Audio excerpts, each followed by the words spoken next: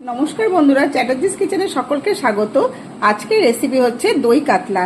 এই দই কাতলা বানানোর জন্য খুব একটা বেশি উপকরণ লাগেনি, তাড়াতাড়ি হয়ে গেছে। কম উপকরণ দিয়ে খুব কম সময়ে এই রেসিপিটা বানিয়েছি, আপনাদের দেখিয়ে দিচ্ছি। 6 টুকরো কাতলা মাছ লবণ আর হলুদ দিয়ে মাখিয়ে নিচ্ছি।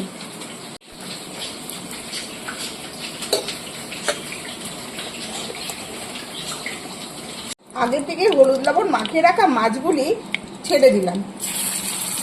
1 চামচ আদা নিয়েছি, 1 চামচ দই দিলাম। একই চামচের আর 1 চামচ দই দিয়ে দিলাম। এই আদা আর দইয়ের মধ্যে একটু শুকনো লঙ্কার গুঁড়ো দিয়ে দিলাম।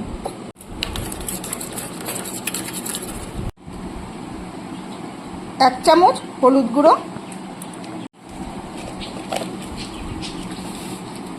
স্বাদ অনুযায়ী লবণ। এগুলো একই সঙ্গে ফেটিয়ে নিচ্ছি। এর মধ্যে ওই মাছ ভাজা তেলের মধ্যেই একটু কালো জিরে দিয়ে দিলাম। এবারে দইয়ের মিশ্রণটা দিয়ে দিচ্ছি।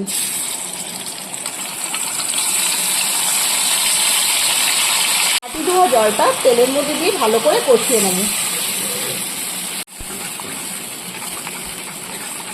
মশলাটা কষে গেছে, এবার মাছগুলি একে একে দিয়ে দেবো।